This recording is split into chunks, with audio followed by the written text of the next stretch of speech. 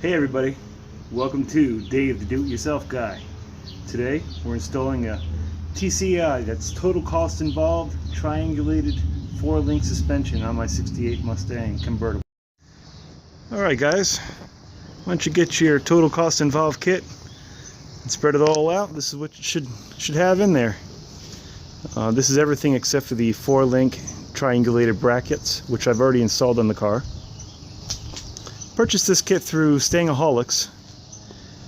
Ryan, customer service over there, excellent to work with, very accommodating.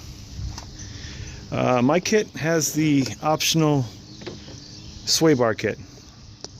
I was going to go with the Ride-Tech adjustable coilovers, but I figured this was a good time to go ahead and install that sway bar kit, just because it's going to be a little bit easier at this point.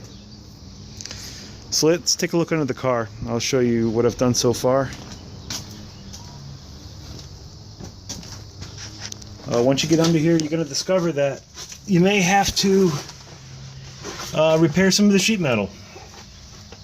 In the instructions, they suggest that you go ahead and cut this out and push it back. This sticks out about 2 inches, and by doing this, it's going to allow you to run a 9.5-inch tire back here. I'm not doing that right now, but in the future it may be nice. Also, as you can see, I've got the triangulated 4-link brackets already installed.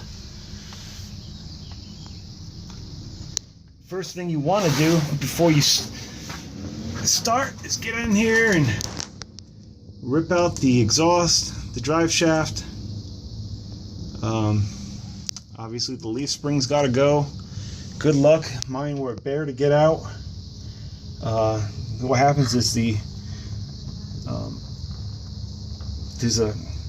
bolt goes through a metal sleeve, and they after time they just seize together, and they were just a monster to get out. We spent a lot of time just trying to get those bolts out, but after that's done, it was pretty smooth sailing. Once you get under here, before you can install these brackets, you gotta remove your fuel line, get that out of the way because it is in the way. All your brake shit, you should kind of get that out of there as well too. This stuff will be all kind of getting out of the way. So first thing you got to do before you can put these brackets in, you got to come in here and remove this. There's a little metal lip that's in here, and it kind of interferes with the bracket. So you got to get in there with something. I used an air chisel. That was like probably the best thing. It was really quick. Got in there, ripped that shit out real quick, and then I was able to bolt in my brackets. Bolt them to the floor is the first thing you want to do. You want to get the bracket in there and sucked up to the floor, and then you can run your drill through for your bolts. I go through the frame rail, and then once that's done, you move over to the your next bracket, which we are going to do next.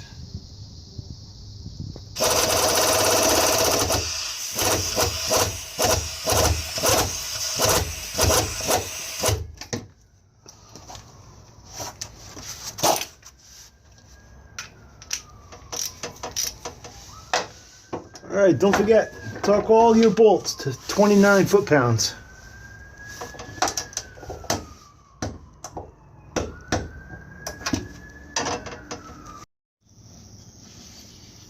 Okay, the next bracket we're going to mount is the coilover crossbar bracket. This bracket has a tapered edge at one side. This bracket can only go on your frame rail one way. So the first thing you're going to do is measure from the front face of the rear shackle 17.5 inches to the bottom of the frame rail.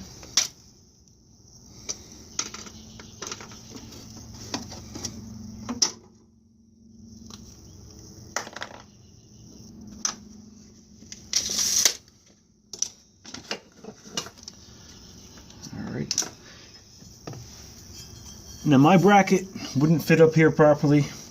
I had to kind of move back the axle housing bumper, one of the mounting points, so I can get this bracket up in there properly. Okay, now switch over to your 3/8 drill bit. These holes are going to be accessible from both sides of the frame rail, but for these holes you will need the supplied drill bit guide. And the reason for that is well, there's no room to get your drill up in there. So they give you the guide so you can go straight through that frame.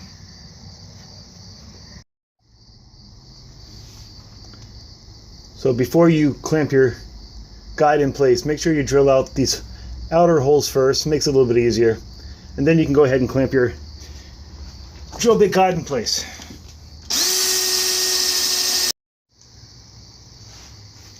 After you have all your holes drilled, you can go ahead and fully install your rearmost bolt, which is the 2.75-inch bolt, complete with hardware. For the 3-inch bolts, you can feed them through your frame, but only just so far as they're flush with the back, because now you're going to go ahead and install your coilover crossmember bracket.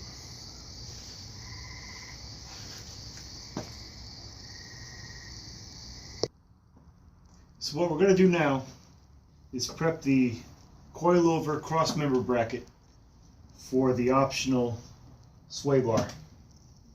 First thing you're going to do is take your aluminum locking ring, slide that on. Should have 2 on there.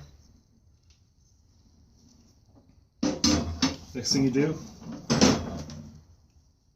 is your plastic bushing. That just has a slit in it. You just spread it, slap it over the sway bar. There. So that it's looking just like that.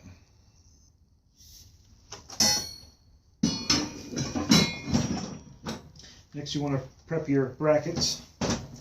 Take your 3/8 by 1-inch bolts. Put those on.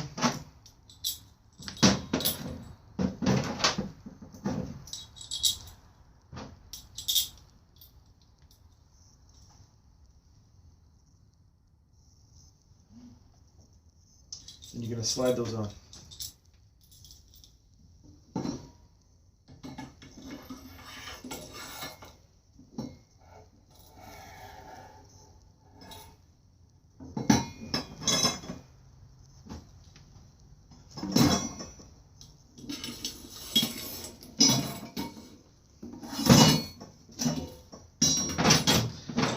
Next you want to take the supplied lubricant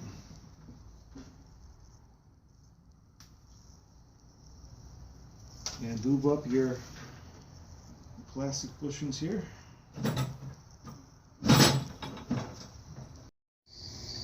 Okay, we are now ready to install our crossmember bracket. For orientation purposes, the bracket should look like this going up into the car with the angled cuts facing up and the bracketry orientated towards the rear of the car.